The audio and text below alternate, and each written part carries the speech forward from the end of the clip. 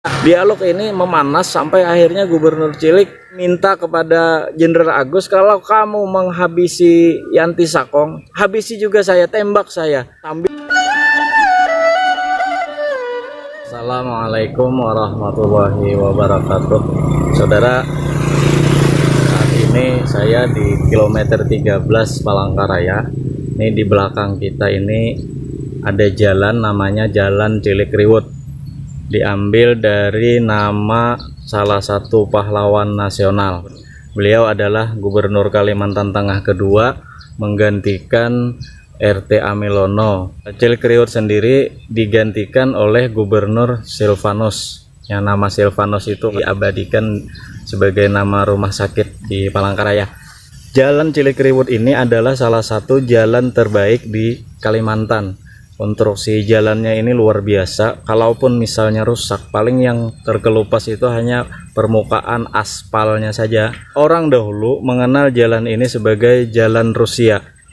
Dinamai Jalan Rusia karena tenaga ahli yang mengerjakan jalan ini dari Rusia, karena waktu itu hubungan baik antara Indonesia dengan Rusia itu luar biasa, sehingga banyak kerjasama antar Indonesia dan Rusia. Rusia sendiri banyak membantu Indonesia di era Bung Karno.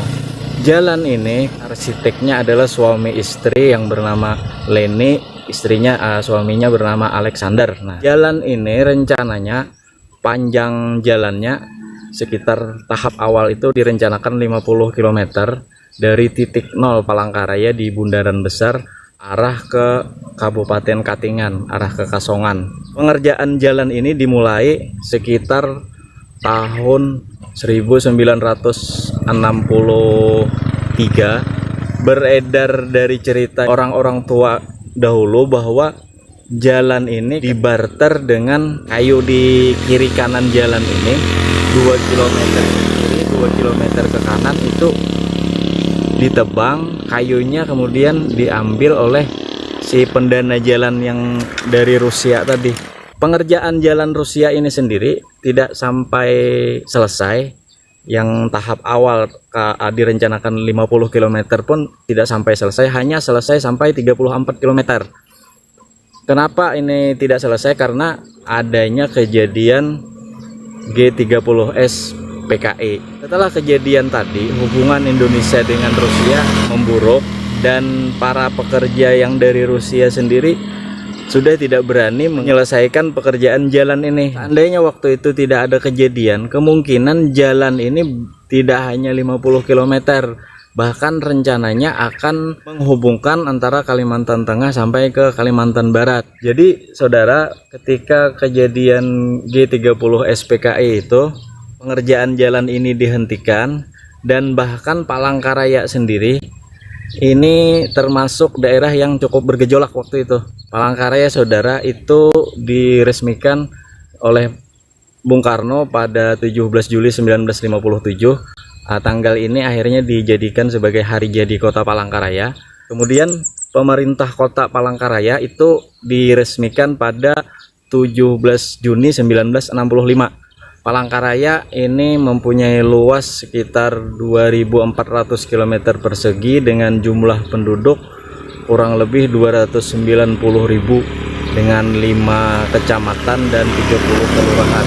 Wali kota Palangkaraya yang pertama itu namanya Yanti Sakong. Yanti Sakong ini menjabat sebagai wali kota Palangkaraya pada usia 39 tahun. Setelah kejadian G30S PKI pada bulan Oktober itu tuh ada pembersihan besar-besaran terhadap orang-orang yang dianggap terlibat dalam gerakan G30S PKI tadi. Waktu itu wali kota Palangkaraya yang pertama tadi, Yanti Sakong, adalah salah satu pengurus Partai Indonesia.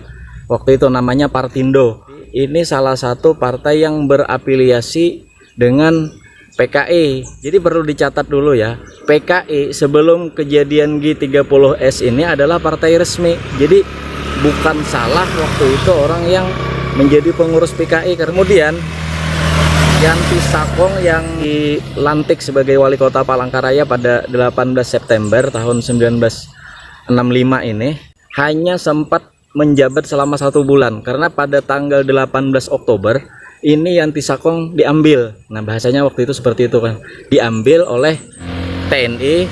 Nah, dianggap pengurus Partai Indonesia tadi dianggap berafiliasi dengan PKI. Kemudian waktu itu mengetahui bahwa Yanti Sakong ini hilang, Gubernur Cilikriwut menjadi marah, mencoba mencari Yanti Sakong ini sampai ke daerah penahanan orang-orang yang dianggap terlibat PKI di daerah Pararapak, Danau Jutuh, di daerah Kabupaten Barito Selatan sekarang ya, dekat jembatan Kalahien kalau kita dari Palangkaraya mau ke Barito Selatan. Gubernur Cilikriwut mencari sampai ke sana tapi tidak menemukan keberadaan Yanti Sakong. Gubernur Cilikriwut kemudian balik ke Palangkaraya, dan setelah sampai di Palangkaraya, Gubernur Cilikriwut kemudian mendatangi Kodam Tambun Bungai. Jadi saudara, waktu itu di Kalimantan Tengah ini ada kodam, namanya Kodam Tambun Bungai. Nah, yang menjabat sebagai Pangdam pada waktu kejadian tadi adalah Brigadir Jenderal TNI Agus Siswadi. Gubernur Cilik kemudian mendatangi Pangdam Jenderal Agus ini menanyakan keberadaan Yanti Sakong. Ketika ketemu, Gubernur Cilik bertanya, apakah kalian sudah ambil si Yanti Sakong? Nah, mendapat pertanyaan seperti ini, Jenderal Agus tidak kalah gertak.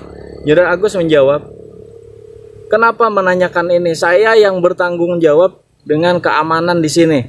Mendapat jawaban seperti itu, Gubernur Cilik menjawab, saya Gubernur Kalimantan Tengah, saya berhak tahu keberadaan masyarakat saya, apalagi Yanti Sakong adalah wali kota Palangkaraya. Dialog ini memanas sampai akhirnya Gubernur Cilik minta kepada Jenderal Agus, kalau kamu menghabisi Yanti Sakong, habisi juga saya, tembak saya, sambil mengasihkan senjata yang dia bawa. Jenderal Agus kemudian mencoba menembak Cilikriwut. Ternyata senjata yang dimiliki oleh Jenderal Agus itu tidak bisa meletus, bahkan diambil lagi senjata yang dikasih Gubernur Cilik tadi juga tidak bisa meletus, seperti itu. Cerita ini begitu melegenda di kalangan masyarakat Kalimantan Tengah, khususnya Palangkaraya ya. Artinya memang sosok Cilikriwut itu sangat dihormati karena banyak sekali jasanya di Kalimantan Tengah khususnya, dan Gubernur Cilik sendiri juga dikenal sebagai orang yang memiliki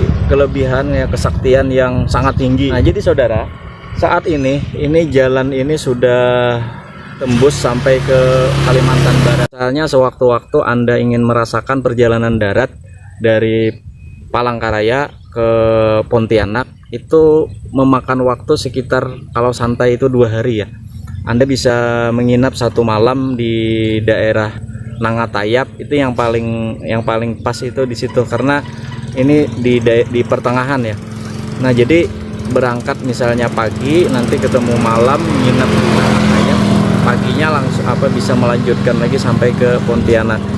Perjalanan darat dari Palangkaraya ke Pontianak saat ini sudah sangat bagus, dan jalan yang sepanjang jalan sendiri Anda akan melihat pemandangan alam yang indah ya.